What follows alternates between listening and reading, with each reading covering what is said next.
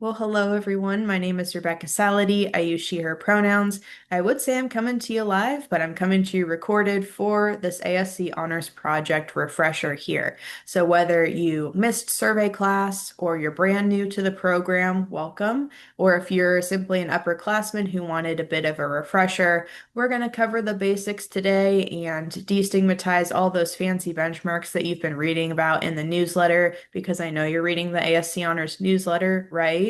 Yep. So we're gonna discuss the honors project today. So my role on the team, of course, is coordinating the honors project process. That's the largest part of my role, so we'll connect in that capacity at least.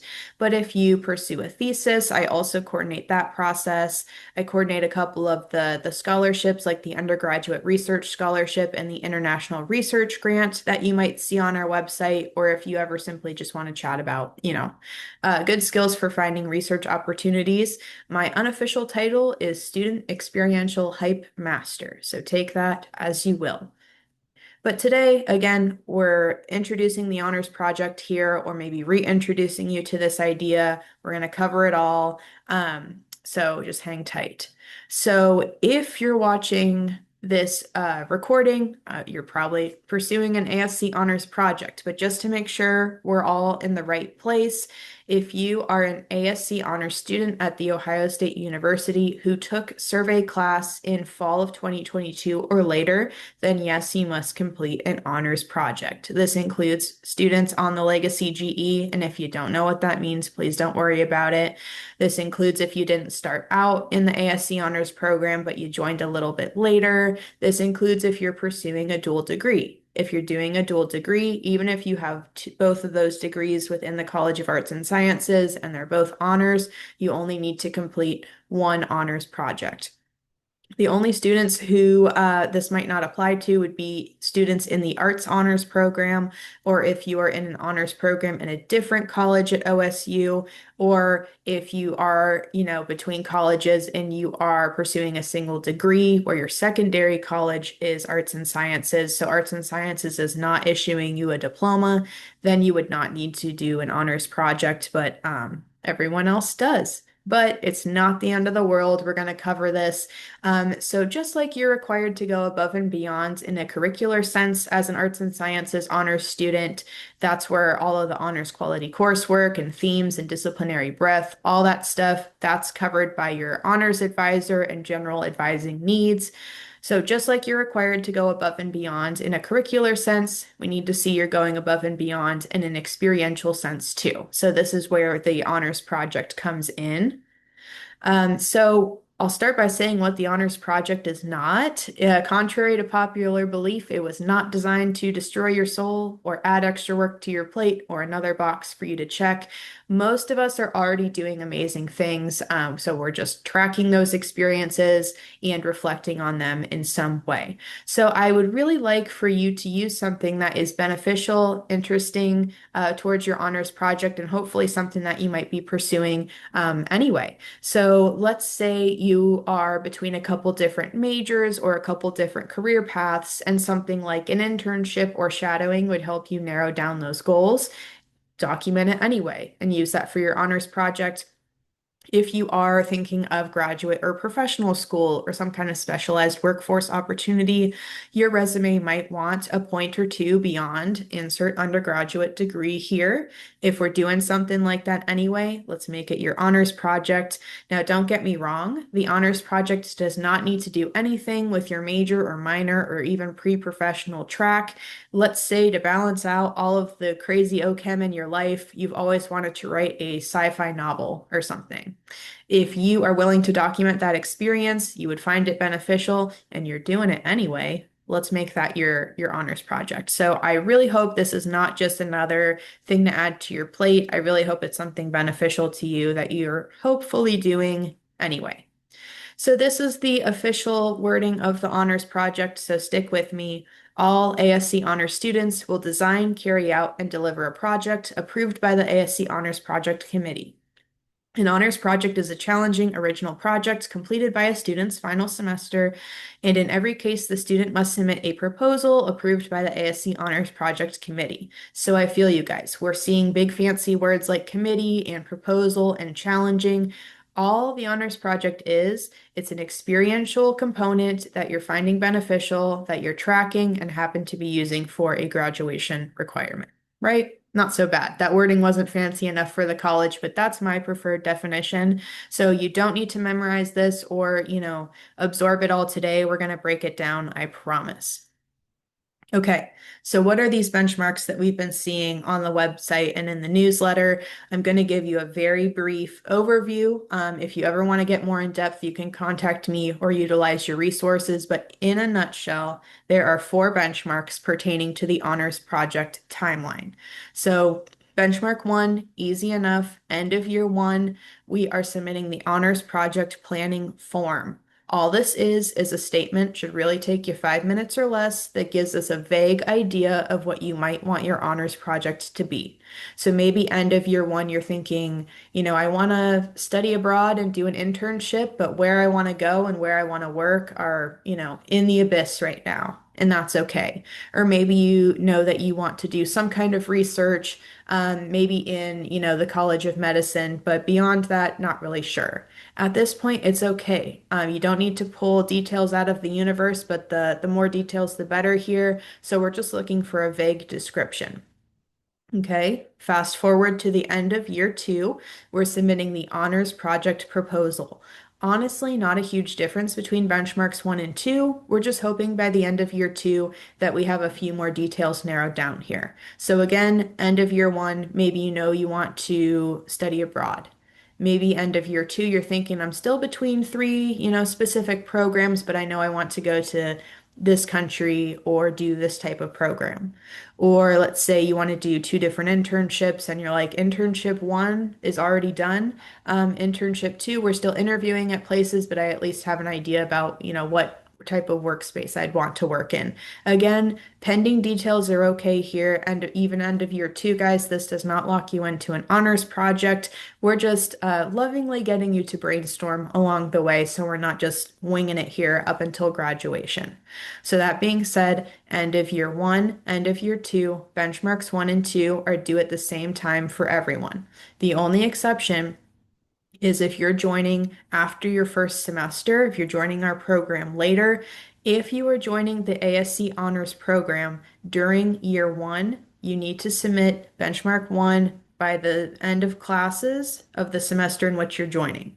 So, for example, if you are a year one freshman student who joined in autumn 2025, even if benchmark one technically isn't due until spring, guys, you're still submitting benchmark one by the end of fall classes.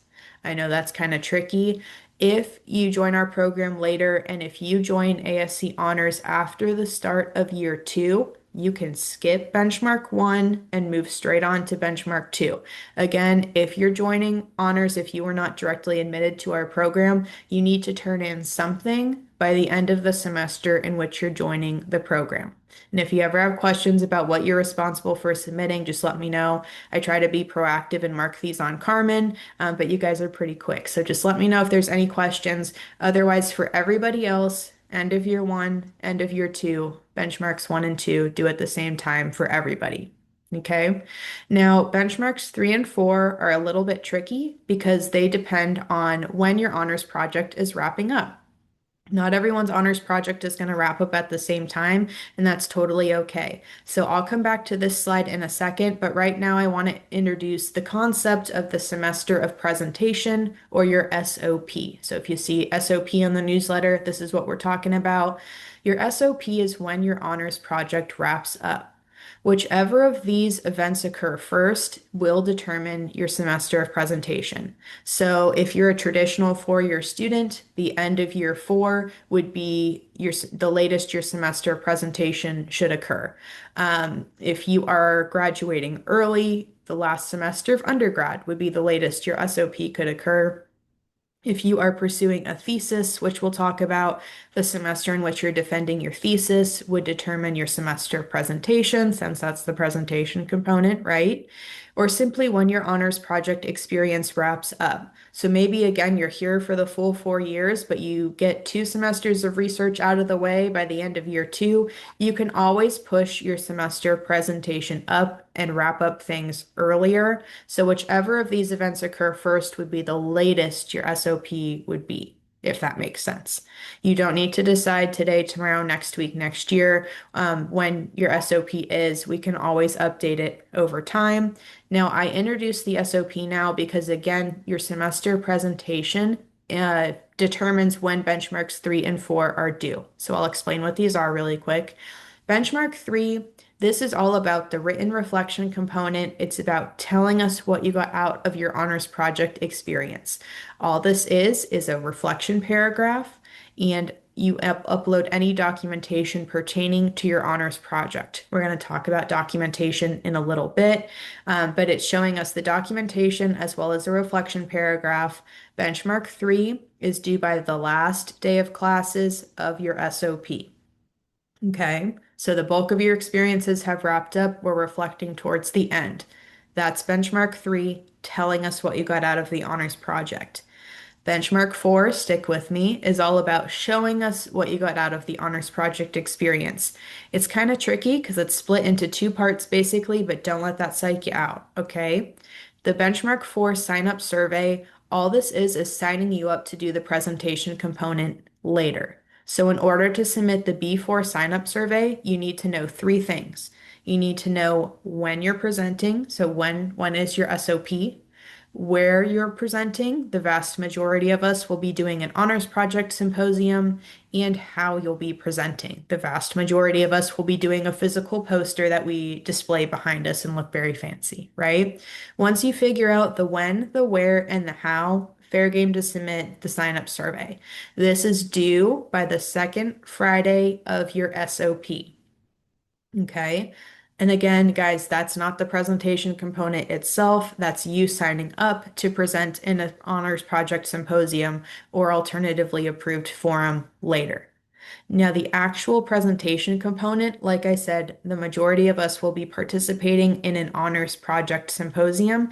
These events occur every fall and spring semester. It's painfully similar to the STEP Expo or the Denman or the Undergraduate Research Festival, in which you'll be standing, in your spot. You'll have your poster tacked up on an easel behind you. You'll be given a presentation spot. A bunch of you will be presenting in the room at the same time, and audience members can bebop around between different presentations. So it's not just you presenting to a sea of people, and it's not people just standing there watching you for 30 minutes present, probably, right? So you're welcome to do a long form presentation, or most students will probably do a 5 to 10 minute kind of mini elevator speech presentation that they rinse and repeat as new people walk by. Like I said, these events will occur every fall and spring semester. My advice would be attend one of these events way before your SOP occurs so you realize, you get a feel for the event, you see it's really not the end of the world, and you can get inspiration for your project if you're kind of, stuck between a few different experiences. So I would highly recommend attending one of these, but those are the benchmark requirements in a nutshell. Now, I will say, guys, that this timeline was created to accompany a 4 year degree and a 4 year span, but it doesn't have to. If you are graduating early, this does not impact your ability to graduate early. You would simply turn in benchmarks 3 and 4 a little bit sooner, okay? I'll also say again, even if you've already turned in benchmark 2 and things change, we can always update your benchmark 2 statement. And then last point here, it's a common misconception that you have to wait to begin working on your honors project until the end of year 1. That's absolutely not the case. So you're able to use experiences that you're pursuing, freshman year, a first semester on campus if you have something cool going on. So feel free to, customize your benchmark timeline a little bit, but those are the benchmarks in a nutshell. Okay, we talked about the semester presentation. If you ever get, confused and you want to go back, it's the slide with a bow graphic. That's when things are wrapping up here. Okay, so in reality, there's only a few non-negotiable rules when it comes to the honors project, and we're going to make it less abstract in a minute, I promise. But your honors project needs to consist of an experience or experiences that occurred during undergrad. So we cannot use any high school experiences or even experiences the summer leading up to undergrad or during gap years or anything like that. These need to be from day one of freshman year and beyond. Okay. Your honors project must span multiple semesters. We know that the word multiple means two or more. These semesters do not need to be adjacent, so it's common to do like a summer and a summer, or a fall and a spring and a fall, and we skip the summer. So we need multiple semesters, although those semesters do not need to touch. Now, we need to see a total of 6+ credits or 300+ logged hours of that experience over those multiple semesters. So again, everyone's on a different timeline. You are welcome to complete your honors project in 2 semesters if you kind of want to do halves here, but feel free to do lesser amounts of things over a longer period of time, if that makes sense, okay? So it's up to you. 6+ credits, 300+ logged hours over multiple semesters.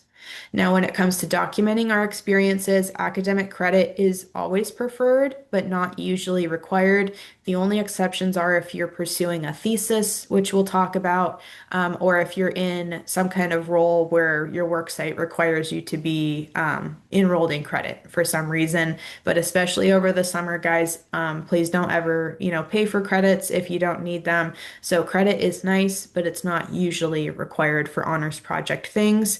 So if you're earning credit, it's kind of easy because the grade for that class is all the documentation we need to see at the end of the day. But if you're not earning credit, no big deal. Then just be prepared to show proof of your start and end dates and total hours worked per experience per semester. So you're welcome to incorporate 20 different things into your honors project if you want. Just know that you'll need to be showing proof of your hours for each experience for each semester. And yes, you can mix and match credits and hours tracked for your documentation. But in reality, those are all the basic requirements. They need to be undergraduate experiences that span multiple semesters in a totality of 6+ credits or 300+ logged hours. Okay. Now, regarding, let's say you transferred to OSU from another institution, or you're coming to arts and sciences from another college, or you're simply just new to honors. Again, these need to be undergraduate experiences only, regardless, but we can use experiences completed within 1 calendar year of joining as is. So let's say you have been in engineering honors for a couple of years, but you did a really cool internship last summer.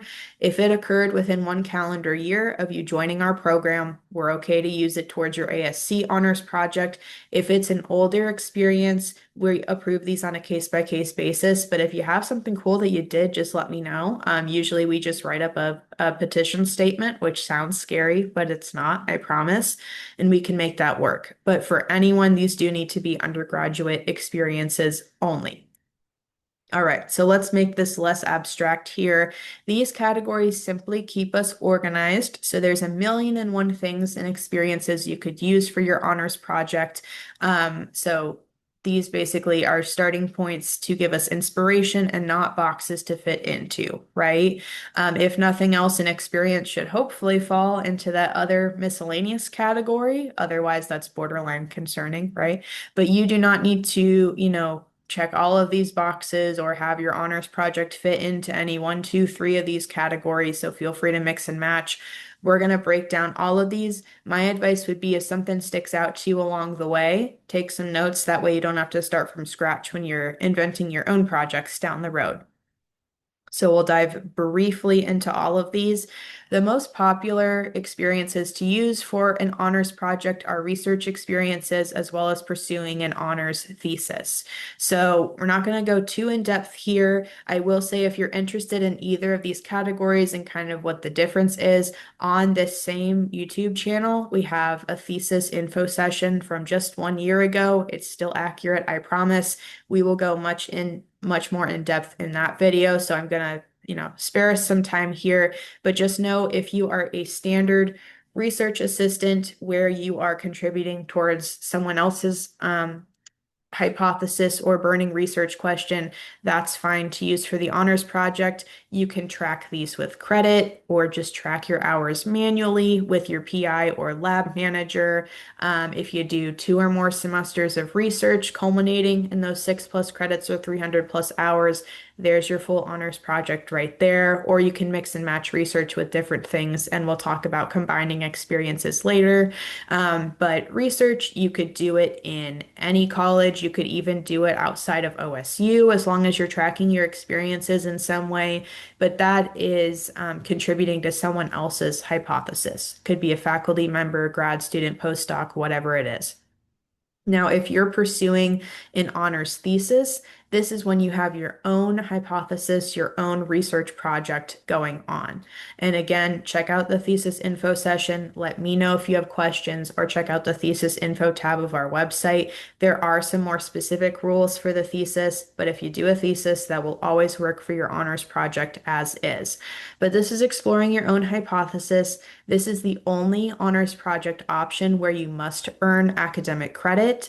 It's also the only honors project option that impacts what's printed on your diploma. So everyone, if you do all of the honorsy things, your diploma will say so-and-so is graduating with honors in the arts and sciences. If you also do a thesis on top of that, your diploma could say so-and-so is graduating with honors in the arts and sciences with honors research distinction, or with honors research distinction in psychology, anthropology, English. You can do a thesis anywhere within arts and sciences. You're free to work with faculty anywhere at OSU, and you must earn that academic credit. Okay, so you do not have to do a thesis for your honors project, but that's just one option that you could do for your honors project. Okay, everyone is capable of doing a thesis. Please let me know if you have questions. Theses can go across any discipline. It's a good time for most of us, right? So this is the most popular honors project category. The second most popular honors projects category and experiences are internships. So there are no specific work sites or duties that you need for an experience to count towards the honors project. Again, just be documenting your experiences, please. You could document it through credit, like 3191 credit or 4191 in some departments. Otherwise, if you're doing an internship, I can almost guarantee they're tracking your hours some way, somehow.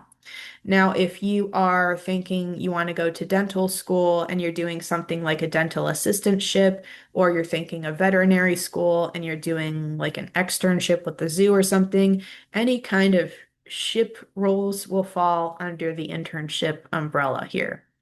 So same thing as anything else, either earn credit or document your hours. Service learning courses, these are its own category, a hidden gem at OSU. These are courses with the letter S as in Samuel in the course number. You will see these like Math 2010 S, Mulgen 4591 S in the course catalog. These are courses that you enroll in and get credit for. They do involve actual classroom content. Usually you're learning about the value of service in general, or maybe about the community in which you'll be serving later in the semester. And then as part of that course, you have a community service component that usually happens during class time, or they schedule it for you. So credit hours vary. There's a bunch of service learning courses at OSU across virtually every department. Keep in mind, remember, we know for honors project rules that we need to see 6+ credits or 300+ logged hours. So a lot of these courses are 1 to 2 credits. That is fine. Just, keep in mind we might need to combine them with something else, take more of them. You could supplement them with additional volunteer hours in some way. but just keep an eye on those credits. Since you're earning credits for these service learning courses, that's all the documentation we need. And again, I know I just mentioned regular volunteering. That's going to be a part of our other miscellaneous category down the road. So service learning courses are their own category at OSU. I will say, guys, that they, again, take one that you're interested in and we expand on it if we need to some way, but maybe your major or minor has a service learning course that you can use towards those requirements. Maybe there's a themes course that you could use that's an S course as well. So feel free to mix and match here, but there's lots of really cool options. Even if a service learning course has nothing to do with the rest of your academic plan, if you would enjoy doing it, then it's not time that you're wasting, I promise. All right, blasting through these. Study abroad is a popular category. If you go on the Global Ed website, so globaleducation.osu.edu, and you do the Explore Planner tool here, that's where this link takes you. That'll take you to a database of all of the study abroad programs offered at Ohio State. If you find a trip that you like, do me a favor and toggle to the Academics tab. This tab will tell you whether or not a trip bears credits. So, in a nutshell, I don't care what the credits are. If a trip gives you 3 or more credits, we're good to use that as half of your honors project as is. You're earning credit, so that's all the documentation we need to see. If a trip gets you no credit or maybe less than 3 credits, no big deal. Then just keep in mind we might need to combine it with something else or expand on it in some way. That being said, the only way for your honors projects to be 100% study abroad is if you're abroad for a full academic year or if you go on multiple trips. Because remember, the honors project needs to span multiple semesters. That's 2 or more, right? The study abroad option is really popular to use for half of your honors project. So maybe you earned 3 credits from a trip and then combine with something else. So this is popular to kind of mix and match, but use as like the base for the honors project. We can talk about combination projects later. But definitely, I'd rather you pick a trip that you're interested in and we expand on it some way versus the other way around. Okay? Again, 3 or more credits, fine. If not, then we just look at how long the actual trip is. So if you're abroad for, the majority of a semester, 10 or more weeks, we're generally okay to use that as half of your project too. But if it's a little bit shorter, might need to add something to it. All right. Last caveat here, there's tons of funding available for study abroad trips, guys. So definitely contact the Global Ed Office or the Office of International Affairs. It is possible and worth going on for you to go on these trips. Okay, second to last option here, creative projects. So this one kind of differs a little bit. So the up until now, the experiences that we've talked about likely have some kind of supervisory figure built in. So if you're in a research lab, you probably have a PI or a lab manager. If you are working an internship, you probably have some kind of supervisor. Study abroad, you have a trip advisor. Service learning, you're going to have an instructor. Creative projects, I'm not saying that this person won't be built in for you, but these are more common to have to choose your own mentor, confirmer of hours figure. So again, let's say that you're writing that sci-fi novel, you could rope in a community author or a publicist or maybe an English faculty member here at OSU or elsewhere. So yes, this person is responsible for confirming your hours, but hopefully they should serve as a point of expertise along the way here too. The creative projects category also differs in that we need some kind of deliverable. So this means a tangible status update regarding your creative project. So you're writing that novel. I'm not telling you that that novel has to be published or 1000% done, but when we get to the symposium, we need some kind of tangible update. Maybe you have a copy, published online that we can scan a QR code on your poster and it takes us to, or you have a copy of your manuscript next to your poster. Maybe you created a short film and you have, a public screening and you reflect on how the screening goes for your creative projects. That's what we kind of mean by deliverable. Okay, as an example, we have a student who collected data with a public health faculty member. She turned those findings into an art installation, and now she's going to report in the symposium the research side of things, yes, but how the art installation, how that deliverable was perceived by the public, how that went, all that good stuff. We also had a student who studied abroad for half of her honors project. She came back and wrote a music album about her experience. So her symposium was about the study abroad side of things, and then also the physical music album, which was cool to see.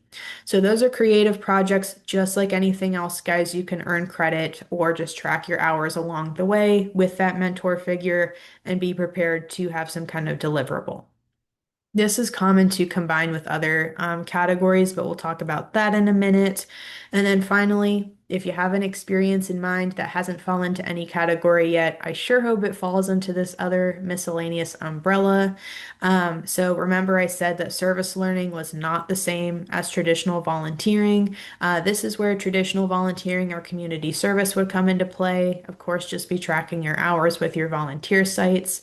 For shadowing, especially for my pre-health friends here, shadowing is one of the only experiences where we put a cap on the amount of hours you can use towards your honors project. So if you are shadowing a physician or a lawyer, whatever it is, we can use up to 150 hours of shadowing towards your honors project. You are welcome to shadow, more than that and even talk about that during your symposium presentation. But as far as documentation and actual experience, shadowing can make up an absolute max of half of your honors project. But I'll give you a spoiler alert, almost no one needs 150 shadowing hours. If you are taking a graduate level course and it's truly just an elective, you're not using it for anything else, these are approved on a case by case basis. So definitely loop me in if that's something you're interested in. Again, for my pre-health friends, if you're doing something like clinical experience anyway, face-to-face or hands-on patient interaction, this is where that would fall in. So if you are a patient care assistant, EMT, medical interpreting, you're a hotline crisis worker, if you're working at a nursing home, again, track your hours, but that's where this would fit in. Leadership experiences, if you are a peer mentor in our program, which definitely consider being an ASC Honors peer mentor, or you're a teaching assistant, or again, other leadership opportunities. Let me know, loop me in. There are different types of like duties and events that we can and can't use, but as a whole, leadership experiences would fall in here too.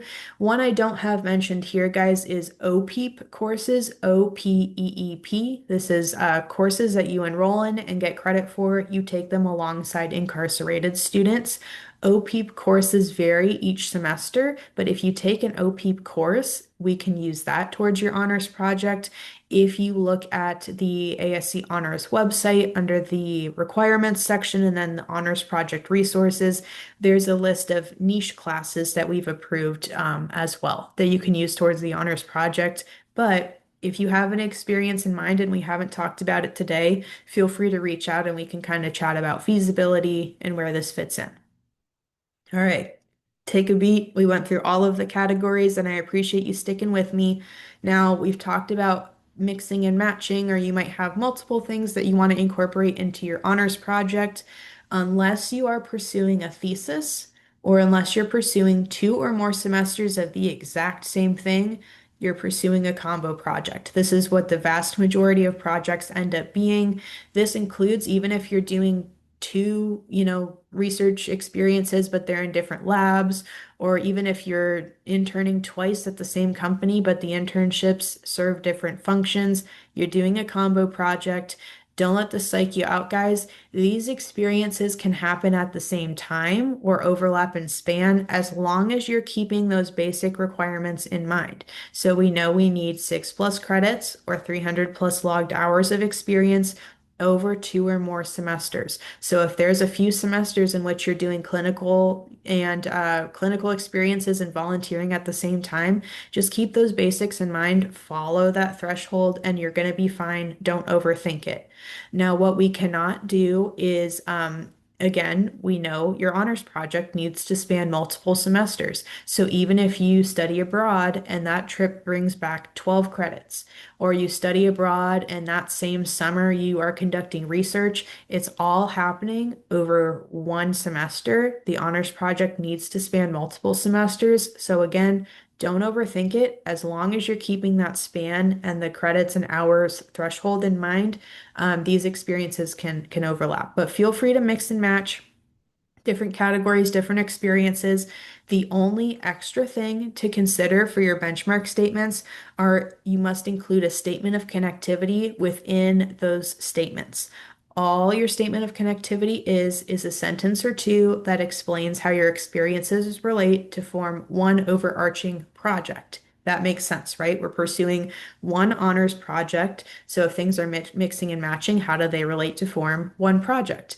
Experiences can relate in topic. So let's say you take a psychology course abroad and then you come back and work in a psychology lab.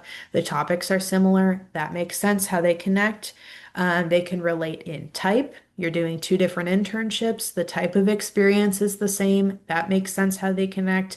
Or feel free to be more abstract, right? So if you are doing experiences X, Y, and Z for your, graduate school applications or your medical school applications, if it makes sense to you and if they're serving the same purpose or skills you're developing or, goals they're supporting, as long as we have a shred of connectivity, we can be flexible with this.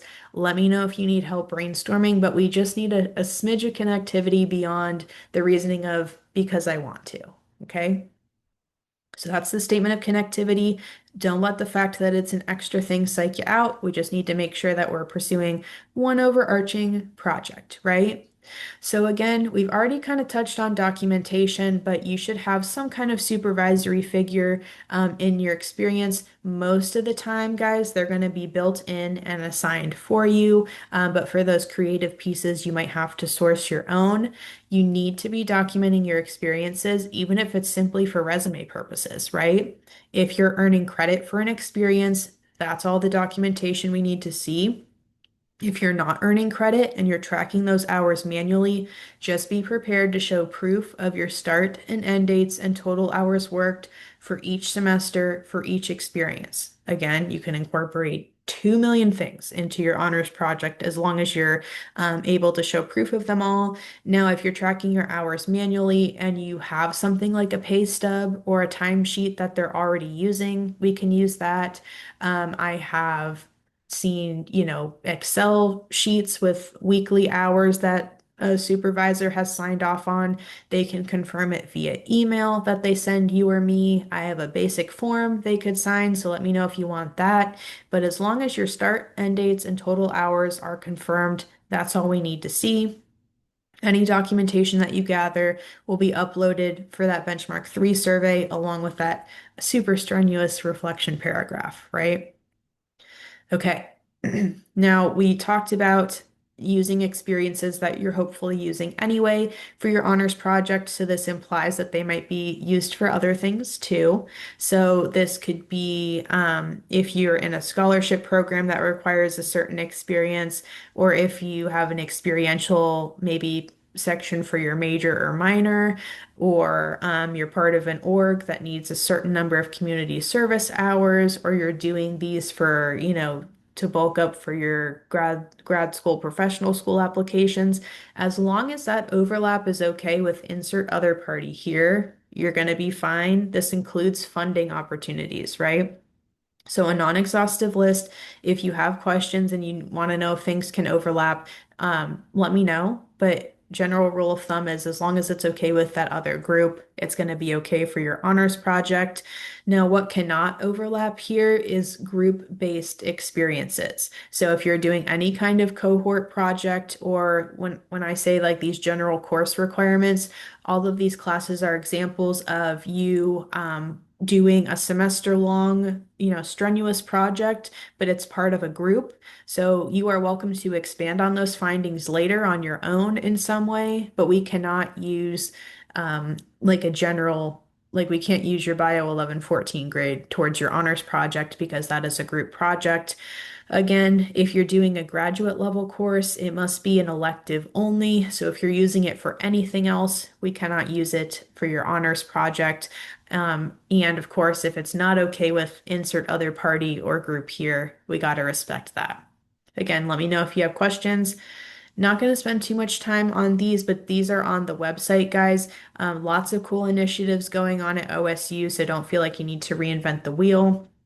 There's lots of opportunities here that might not count for the full honors project as is. So it might not get you to that 6+ credits or 300+ hours threshold, but you're welcome to use them as a base or mix and match or simply ask for more hours or expand on those experiences.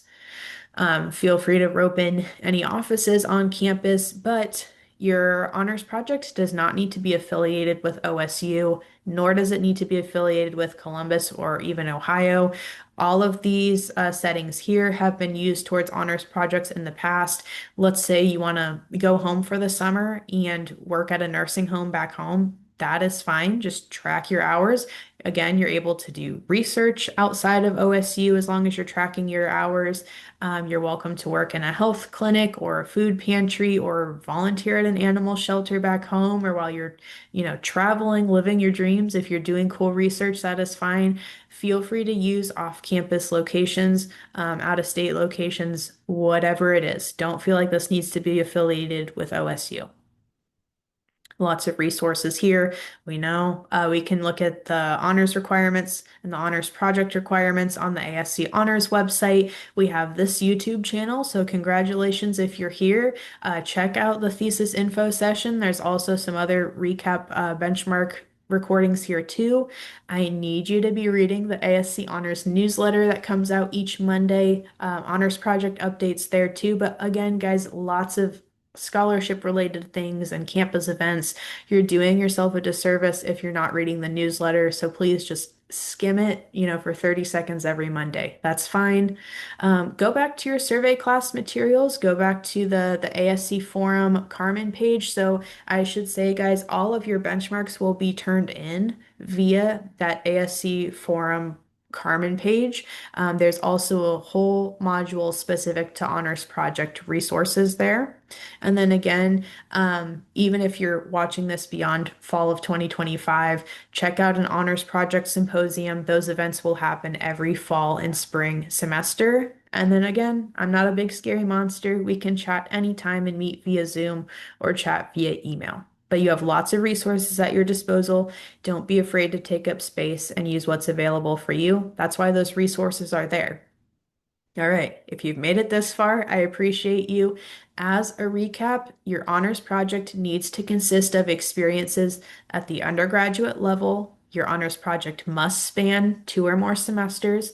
We need to see 6+ credits or 300+ logged hours of experience spread somewhat evenly over those multiple semesters.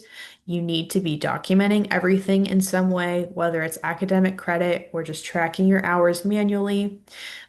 We'll go back to the benchmarks, but your semester of presentation is when your honors project wraps up, and this determines your deadlines for benchmarks 3 and 4. A reminder for the benchmarks, even if you're doing a thesis, even if you are doing a dual degree, you are still doing all 4 benchmark requirements. Benchmarks 1 and 2 are due at the same time for everyone, end of year 1, end of year 2. Benchmarks 3 and 4 vary depending on your semester of presentation. And again, if you are joining honors later in your academic career, you must turn in some kind of benchmark by the end of the semester in which you're joining the program. If you're in your first year, turn in benchmark 1. If you've started year 2 or later, skip benchmark 1, go to benchmark 2. Let me know if you have questions about what to turn in. Designed to span a 4-year degree, but does not have to. Now, when we talk about benchmark statements, what are these? These are essentially mini proposals. You're talking about your what, your why, and your how. So you just reflect on these even mentally, because the good news is, guys, if you reflect on these, combining them will write your benchmark for you. So your what is the content that you want to go into your honors project, let's say an internship and a lab experience. Why? What is the motivation behind those experiences? Why would you find them beneficial? I want to do an internship and a lab experience to help me prepare for graduate school or whatever it is. And then logistically, how will things break down? How will I split up those experiences? How will I track those hours or credits? How will I begin searching for those opportunities? And then how do things relate to form one overarching project? Even if you do a crazy Excel table that's like experience credit span and it creates the honors project for you, but doing the what, why, and the how, these are the basics for a good proposal, and combining these will write your benchmark statements for you. Don't feel like you need to reinvent the wheel or have every single detail figured out. It is okay to change things over time. So this is my last slide. This is a flyer for the Autumn 2025 Honors Project Symposium. Again, if you're watching this later, no big deal. Just keep an eye on our website and in the newsletter that we're reading every Monday. For the next Honors Project Symposium, they will happen every fall and spring semester. Go way before you need it to get a feel for the event and get inspiration for your own projects. Otherwise, for everyone, if you joined honors this semester, welcome. You need to submit something by the end of classes in the semester in which you're joining the program. Um, if otherwise, if you were directly admitted to our program or you took survey with us, and you're at the end of year one or year two, those are when those benchmarks will come into play. And then, symposium things. Let me know if you want to meet, but you have tons of on-demand resources at your disposal. You have the YouTube channel, the website, the newsletter, the Carmen page, your survey class materials, all that good stuff. But I am happy to meet with you or chat with you via email anytime. So again, whether you are brand new to the program or you simply wanted a refresher, I thank you for spending your time watching this recording. I hope you found it beneficial, but let me know if you think of any other questions. Take care.